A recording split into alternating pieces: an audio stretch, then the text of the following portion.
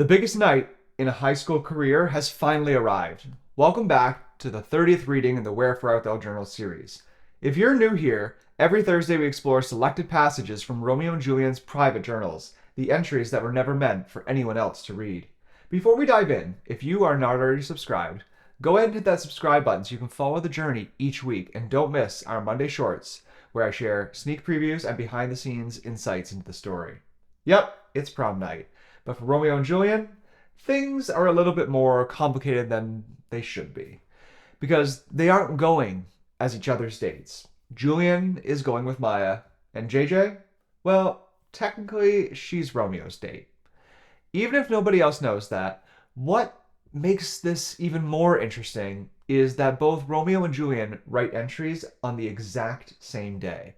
But today, we're only hearing Julian's side of things, and only from the moment he wakes up to just before they arrive at prom. Can't spoil too much, so let's dive in. Sunday, June 4th, 2023. Entry by Julian. Oh, what a night last night. I wanted to journal about it the moment I got home, but I was absolutely exhausted. I even debated whether to write tonight, but I couldn't resist talking about everything that happened. I don't even know where to start. Probably with yesterday morning. I was up bright and early, ready to go. I walked next door with my suit, which was still hanging up in the closet, to put it on and show my aunt and uncle. Since I know the code to get in, I just walked into the house. Much to my surprise, JJ was still asleep. JJ! Asleep! She's always up early. It made me wonder what happened Friday night to cause that. I got my answer when I knocked on her bedroom door, our secret knock, and heard her say, "Come in." I walked into her room and saw Maya asleep on the floor. Clearly, there had been a late-night movie marathon, and I was insanely disappointed not to have been invited. JJ had no idea what time it was. When she looked at her phone, she panicked and woke Maya up faster than Maya probably wanted. JJ's usually the calm one, but yesterday morning was a whole different story. She yelled about never sleeping in for anything before disappearing into her bathroom. Maya stormed past me, nearly knocking me over as she ran to the bathroom down the hall. I just stood there, not really sure what to do with myself, so I went downstairs to make them something to eat. It was my way of repaying the favor from the last time I was invited to a movie marathon. Naturally, while putting together a quick breakfast, all I could think about was the movies they'd watched. I never did find out. They came downstairs, saw the food, and ate quickly. JJ and I had a FaceTime call with my aunt and uncle scheduled for 10 a.m., so my goal was to get into my suit while they ate. I'd already eaten. A couple of pieces of toast, nothing fancy. Once I had my suit on, because my aunt and uncle wanted to see me in it, I came back downstairs. Somehow, JJ and Maya had managed to eat and get dressed before I even got my suit on. I never even heard them go upstairs, let alone come back down. Maya decided to stick around for the call. I'd already set up the iPad in the living room before starting breakfast, so it was ready to go. While the iPad was ringing, I kept trying to figure out what movies they'd watched. JJ scrambled over and answered the call. It was so nice to see my aunt and uncle again. One downside of having my devices taken away is not being able to keep in touch with them as much. Right away, they wanted to see what we'd be wearing. Since we were already dressed, we stepped back from the iPad so they could see us. You should have heard my aunt's reaction. It was hilarious. The compliments started flowing like crazy. She also demanded photos from prom night. My uncle was the first to ask a real question, though not to me, but to JJ and Maya. He wanted to know who their dates were. JJ started laughing and said she was going solo. That left Maya to reveal her date. She put her arm around me and told my aunt and uncle that their gentleman of a nephew had agreed to escort her to prom. Her words, not mine. My aunt paused for a second, clearly processing the information, and then asked how Maya's boyfriend felt about that. Maya laughed and said he was perfectly fine with it. He's not into big social events and was relieved when she suggested the three of us go together. The conversation shifted into a bit of a lecture from my uncle, complete with a smirk. He gave me strict instructions to take good care of JJ and Maya.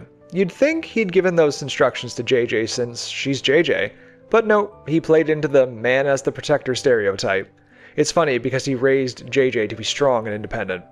We stayed on FaceTime for at least an hour, catching up on my uncle's work. They were really hoping to be home for our graduation, but they dropped the bombshell that his contract had been extended another 30 days, so they wouldn't make it. That news hit hard. I miss them so much, but I get it, it's work. My uncle promised that once he's back, we'll start planning the traveling he wants me to do. I went silent for a moment and just nodded. When he asked if I was okay, I told him I just missed having him around. I didn't want the call to end. I just wanted to soak up as much time with them as possible. It's tough when he's away so much, which has been a big part of my life because of his job. I'm thankful for the technology we have. FaceTime makes it easier to stay connected. Before that, we used Skype. We stuck with it for a while until my uncle finally got an iPhone and iPad. It took Apple a while to get a decent camera on the iPad, but it's made such a difference. Once the call ended, it was clear Maya was sticking around for the day since her prom dress was already at the house. It made getting to the school easier too. After the call, JJ insisted I take off my suit. Why? She was afraid I'd get something on it. Am I that clumsy? I don't think so. Then again, I did spill something on my shirt at lunch, so maybe she was right. I was under strict orders to start getting ready at 5 o'clock. The girls started doing their hair well before that, but since my shirt buttons up, I worked on my hair beforehand. I wanted it to look perfect for Romeo, even though he wasn't my date. Suddenly, I heard JJ yelling my name from somewhere in the house. I was in the middle of putting on my pants and nearly fell over trying to get them on as quickly as possible. It probably looked like his comedy sketch. I ran downstairs thinking something was wrong. I called for JJ, but out of nowhere, she and Maya jumped out and scared the living daylights out of me. I screamed, of course. It took me a minute to catch my breath. Not just from being scared, but also from running down the stairs. Turns out it was 5:30, and I wasn't ready yet. I'd gotten carried away working on my hair and had to fix it, despite someone insisting it looked great. Maya ended up fixing my tie, which felt a little weird since that's usually JJ's move. She asked me if I thought my dad would think I looked good enough. I laughed out loud and was honest. I couldn't remember the last time I'd gotten a compliment from him. I knew I wasn't getting one last night either. Actually, I think my dad gave me a compliment in a roundabout way when I first brought the suit home. Anyway, as we were about to leave, he came outside. I really didn't want to see him. Honestly, the less time I spend around him, the better I usually feel. The same goes for Tyler and Mom. I think Dad came out mostly to confirm that I was, in fact, going with Maya. I mean, there was only her and JJ, so it was pretty obvious I wasn't going with my cousin. Thankfully, Dad didn't hold us up very long. He did want to make sure I looked decent for Maya, though. JJ chimed in with a playful jab, telling Dad that I probably cleaned up the best out of the three of us. Dad, Tyler, and me. The look on his face was priceless. JJ is his favorite, so he wasn't about to snap back at her. Besides, he probably knew she'd win if he tried. He definitely didn't want to lose face in front of Maya. That's the big thing with my family. Always trying to save face. Putting on a show to make people think we're better than we are. One day, it's all bound to come crashing down, and I'll make sure I'm far enough away when it does. You can only keep up the facade like that for so long before it collapses. Dad only kept us for a few minutes before JJ told him we had to leave. That was that. He backed down. He didn't even ask for photos. Neither their mom nor Tyler came out to see us off, which didn't surprise me. I think Dad didn't bother with pictures because he assumed we'd take some at prom. On the drive to the school, all I could think about was Romeo and how much I wished we could have gone together. The anticipation of seeing him was overwhelming. My mind kept wandering, imagining what it would be like if we could just be open about who we are, without fear of judgment or consequences. I know there are other gay students at our school, and I wonder if they've figured out about Romeo and me. Honestly, Romeo has helped me feel more comfortable with myself than I ever thought possible. Not that I'm shouting it from the rooftops, but I'm proud to have him as my boyfriend. I just wish we could share that pride openly, but sadly, it's not that simple. I know I tend to focus on the negatives. It's probably not great for me. Still, I keep a lot of it bottled up, and one day, I know it'll come back to bite me. With my family, it's all about ignoring problems and pretending they don't exist. But enough of that. I need to move on to the rest of the night, which was so much better. Honestly, sometimes getting ready for prom feels more chaotic than the prom itself, and that definitely seems to be the case here. First, JJ and Maya sleep in. Then Julian gets completely caught up trying to make his hair perfect for Romeo, which of course puts them even further behind schedule. You know, pretty typical getting ready for a huge event behavior. But underneath all the chaos, there's actually a really emotional moment in this entry. Julian finally gets to see his uncle again, and you can feel how much that means to him. Since losing his devices after the party, they really haven't had much chance to talk. And on top of that, his uncle has been buried in work.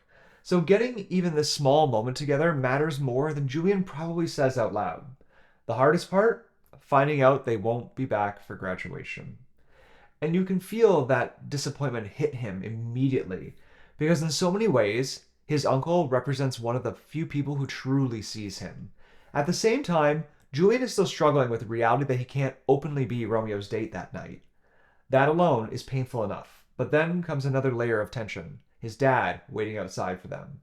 No mom, no Tyler, just him.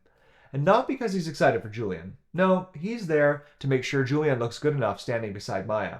Talk about family support, right? And as they finally pull away and head toward prom, you can feel it hanging in the air. This could be one of the best nights of their lives, or an absolute disaster waiting to happen. And trust me, there's a lot more to this night than we're covering here. If you're enjoying these readings, make sure to like the video. It really helps more people discover Romeo and Julian's story. Then subscribe so you don't miss what happens next in Wherefore Art Thou Journals. New readings every Thursday with shorts every Monday. And I'd love to hear your thoughts in the comments. Do you think Romeo and Julian should have gone to prom together, or were they right to play it safe? Let me know what you think. And if you want the full story, including everything I don't read here, you can order Wherefore Art Thou Journals Volume 1 through the links in the description or at romeoandjulian.com. Until next Thursday, keep your heart open, your journal close, and your story unfolding.